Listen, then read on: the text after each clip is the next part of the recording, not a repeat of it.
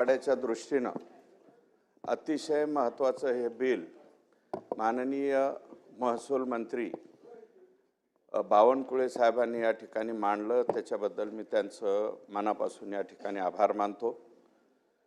बहुतेक बाकीच्या विभागातल्या लोकांना माहीत नसेल, परंतु मराठवाड्यामध्ये ही जमीन 7,43,000 हेक्टर जमीन आहे मदत मासची, आणि जवळपास खिदमत मास ही 4-4.5 लाख हेक्टर जमीन आहे। आणि हा एकटा जयंत पाटील साहेब बोलले त्या दिशेचा हा विषय नाही, हा विषय संपूर्ण मराठवाड्यातल्या 8 जिल्ह्यांचा आहे।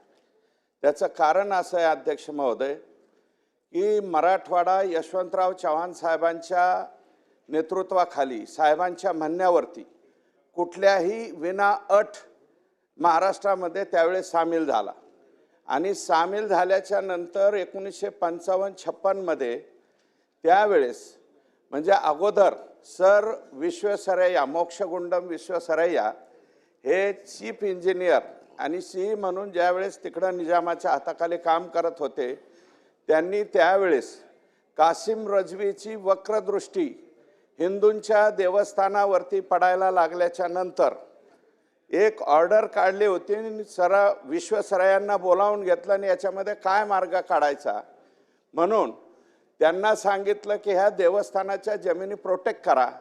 आणि प्रोटेक्ट करत असताना त्यावेळेस मदत मास आणि खिदमत मास अशा 2 प्रकारच्या जमिनी या त्या ठिकाणी नोंद केल्या। आणि त्या नोंदीमध्ये अध्यक्ष महोदय फक्त मुस्लिम समाजाच्या जमिनी सामील नाही झाल्या, हिंदू देवस्थान जमिनीवरती सुद्धा मदत मास आणि खिदमत मास अशा प्रकारची नोंद केली गेली।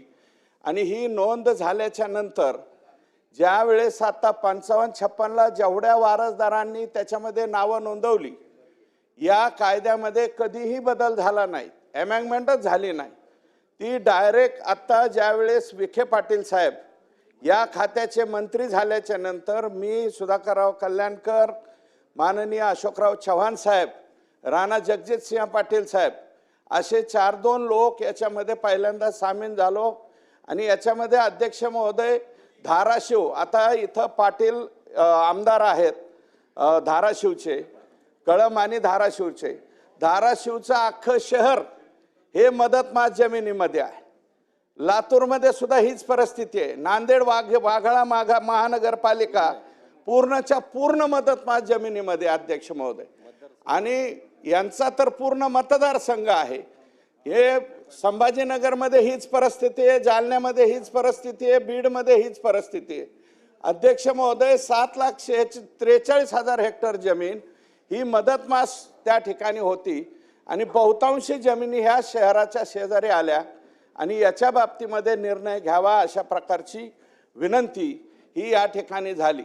परंतु अध्यक्ष महोदय मवियाचं सरकार असताना याच्यामध्ये सर्वाधिक टार्गेट झालो मी। माझ्यावरती अध्यक्ष महोदय माझ्या कार्यकर्त्यांच्यावरती 30 गुन्हे दाखल करण्यात आले अध्यक्ष महोदय। कुठीकडूनच गुन्हा दाखल करता येत नाही म्हणून वक्फ बोर्डाकडनं गुन्हा दाखल करण्यात आला। अध्यक्ष महोदय DYSPनी चौकशी केली, त्याच्यात माझं आणि माझ्या कुटुंबियाचं कुठं नाव आलं नाही। नंतर SCची म्हणजे ॲडिशनल कलेक्टरची ॲडिशनल SPची चौकशी लावली, त्याच्यात काय आलं नाही। पुन्हा माननीय गृहमंत्री अनिल देशमुख साहेब असताना एक SIT नेमण्यात आली, याच्यात तरी सापडतोय का म्हणून SIT नेमली अध्यक्ष महोदय। त्या SITमध्ये कुठेही माझ्या कुटुंबियाचं नाव आलं नाही। नंतर अध्यक्ष महोदय माझ्या बाबतीमध्ये जो प्रकार वापरला गेला, कलम 17 अन्वये ACBच्या चौकशीच्या बाबतीत लोकप्रतिनिधीची चौकशी त्या विभागाने मान्यता दिल्याशिवाय होत नाही। अध्यक्ष महोदय मी महसूलचा राज्यमंत्री राहिलेला व्यक्ती आहे। अध्यक्ष महोदय माझी चौकशी षडयंत्र कोणाचं आहे ते या ठिकाणी कळेल ना। अध्यक्ष महोदय बाळासाहेब थोरात साहेबांनी माझ्या विरोधातल्या या चौकशीला परवानगी दिली नाही।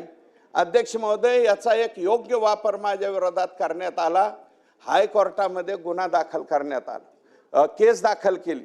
कोर्ट नवीन होतं, कोर्टाने ऑर्डर केली यांची चौकशी करा। एसीबीची चौकशी सुद्धा अध्यक्ष महोदय देवेंद्र फडणवीस साहेब किंवा एकनाथ शिंदे साहेबांच्या सरकारच्या कालावधीत थांबतो, या सरकारच्या कालावधीत झाली नाही। माननीय उद्धव ठाकरे साहेब या राज्याचे मुख्यमंत्री असताना त्यांचा काही संबंध नव्हता, परंतु राष्ट्रवादीच्या लोकांनी एसीबीची चौकशी सुद्धा लावली। अध्यक्ष महोदय, एसीबीची सुद्धा चौकशी झाली, ओपन इन्क्वायरी झाली। ओपन इन्क्वायरीमध्ये सुद्धा कुठेही माझं किंवा माझ्या कोणत्या याचा काहीही संबंध आला नाही, अशा प्रकारचे क्लिअर हे झालं। अध्यक्ष महोदय, जयंत पाटील जे सांगतायत ते काही लोक अहिल्यानगरच्या रोहितदादा पवारांच्या मतदारसंघामध्ये कुठंतरी स्पेशल डुकराचं मटण भेटतं, त्या ठिकाणी दारूच्या धंद्यावरती आणि डुकराचं मटण मिळतं, तिथं कुणाच्या तरी मारामाऱ्या झाल्या की लगेच दुसऱ्या दिवशी चालू करायचं। सुरेश धस यांनी हाणमार केली। अध्यक्ष महोदय, 10-15 दिवस झाले आणि 15 दिवसाच्या नंतर सुद्धा अजून कुठेही चौकशीमध्ये काही सापडत नाही आणि उठायचं सुटायचं आणि इज्जती घ्यायच्या, अशा कोणाच्याही इज्जती घेण्याचा तुमचा संबंध नाही। आणि अध्यक्ष महोदय, 12 नाही रोहित दादा तुमचा हा रोहित दादांना बोलू द्या, मग बोलतो। बोला, त्यांना हरकत असेल तर बोलू। अध्यक्ष महोदय, माझ्या मतदारसंघाचं नाव या ठिकाणी अध्यक्ष महोदय घेतलं। अध्यक्ष महोदय, जामखेड ही भूमी पुण्यश्लोक अहिल्यादेवी होळकरांची जन्मभूमी आहे, संत श्री गीते बाबांची ते कर्मभूमी आहे, संत श्री सीताराम बाबांची कर्मभूमी आहे। आणि इथं बोलत असताना धस साहेबांनी जो उल्लेख केला कुठल्या तरी मटणाचा, हा उल्लेख ते सुद्धा डुकराचं मटण हे अयोग्य आहे। उदाहरण द्यायचं असेल तर काल्पनिक कुठेही द्या, मतदारसंघाचं नाव घेऊन तुम्ही तुमचं कुठला विषय लपवण्याचा नाही तर त्याला पाठीमागे टाकण्याचा प्रयत्न कृपा करून होऊ नये। आणि हे जे काय बोललेत माझ्या मतदारसंघाबद्दल, तर ते जे काय आलं असेल ते डिलीट करावं अशी मी आपल्याला मागणी करतो। माझा तो मुद्दा नव्हता। अहिल्यादेवींचं, गोदड महाराजांचा मी सुद्धा त्या मतदारसंघामध्ये मी पण काम केलेलं आहे राष्ट्रवादीचा म्हणून। अध्यक्ष महोदय, बरं का, मला त्याच्याबद्दल म्हणायचं नाही, पण ज्या हॉटेलवरती ठीक आहे, मी माझा शब्द परत घेतो, कोणता घेतलं ना, हा ते भेटतं तिथं, जिथं भेटतं तिथं मारामाऱ्या झाल्या। अध्यक्ष महोदय, त्या भागामध्ये कोणता एक देव आहे आणि तिथपासून रुई 36 पर्यंत सुरेश राव विषय मर्यादित आहे, मर्यादितच बोलतोय, लवकर घ्या। हे बघा, ऐका, नाव न घेता अशा पद्धतीने वळवावळ करून जयंत पाटील साहेब जे बोलले ना, त्याच्यामुळे मी हे बोलतोय। विषय वेगळा आहे, तुम्ही अध्यक्ष महोदय, रात्री 1-1 वाजता माझ्या स्वतःच्या घरामध्ये मवियाचं सरकार असताना यांनी रात्री 1-1 वाजता DYSP PI माझ्या घरामध्ये पाठवले। विषय वेगळा आहे अध्यक्ष महोदय, आणि 1 वाजता दरवाजा उघडून म्हणायचे आहेत का घरात, बघायला आलो। हे मवियाच्या सरकारामध्ये आम्ही अनुभवलेलं आहे। अध्यक्ष महोदय, यांनी फार चुकीच्या पद्धतीने वागणूक त्या कालावधीमध्ये दिली। कंगना राणावतचं घर पाडण्यापासून सगळ्यापर्यंत। अध्यक्ष महोदय, बिलाचा विषय थोडक्यात, हा या बिलाचा विषय बोलतो। या बिलामध्ये अध्यक्ष महोदय 7,43,000 हेक्टर जमीन मराठवाड्यातली मुक्त होणारे। अध्यक्ष महोदय, ही थोडी जमीन नाही। आणि आमचा तर आग्रह असा आहे अध्यक्ष महोदय, हिंदू देवस्थान जमिनीवरती जे मदत मासच नाही, खिदमत मास सुद्धा ही जी नोंद आहे, या नोंदीच्या बाबतीत जे मस्जिद इनाम जमीन असेल त्याच्या बाबतीत ते ठेवावं, परंतु हिंदू देवस्थानाच्या जमिनीवरचं खिदमत मास सुद्धा, कारण ह्याच्या कोणाच्या त्या काय हो भास्करराव काय म्हणताय, नाही भाषण बाहेरून ऐका, तुम्हाला अडचण वाटत असेल तर बाहेरून ऐका, तसं काय थोडक्यात सुरेश राव थोडक्यात। अध्यक्ष महोदय, मी संपवतो। तर ह्या बाबतीमध्ये 7,43,000 हेक्टर जमीन आणि जवळपास 4.5 लाख हेक्टर जमीन ही खिदमत मासमध्ये अडकलेली आहे।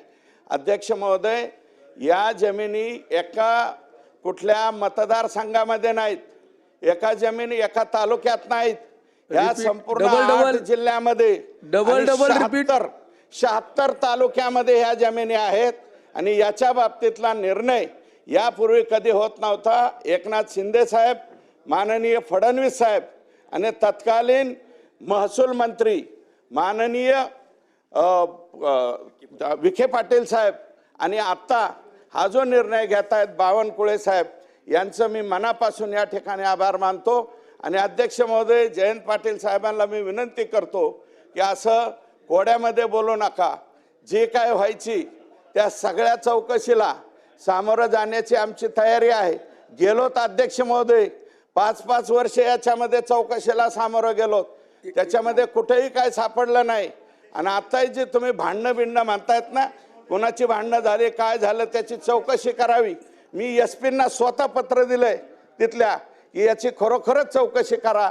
हे कोणी भांडणं केलं, कोणाबरोबर भांडण झालंय त्याच्याशी आमचा संबंध नसताना सुद्धा विनाकारण कोणाला तरी उचलायचं, फेसबुकवरती बोलायला लावायचं, अध्यक्ष महोदय मीडियावरती बोलायला लावायचं आणि माणसाच्या लोकप्रतिनिधींच्या इज्जती घ्यायच्या, हा धंदा जरा बंद करावा अशा प्रकारची माझी विनंती आहे. नानाभाऊ पटोले. नानाभाऊ पटोले. अध्यक्ष महोदय, पण मी सन्माननीय सुरेश धस यांना परत विनंती करतो, त्यांचं मी नाव घेतलं नाही, काही विषय नाही. माझा दावा एक आहे की काही लोकांनी हिंदू देवस्थानाच्या जमिनी हडप केलेल्या आहेत, त्या जमिनींना हा कायदा लागू नये. आता कुठं मारहाण झाली याचा मी उल्लेख केला, मी काय नाव त्यांचं घेतलं का, पण त्यांनी उभा राहून स्वतःवर एखादी गोष्ट माणसानं स्वतः अंगावर कशी घ्यायची ह्याचा उत्तम आदर्श तुम्ही घालायला लागलाय. तुम्ही एवढे मॅच्युअर्ड परिपक्व आहात, कशाला बोलायचं? तुमचा काय संबंध नसेल तर कशाला विषय काढताय?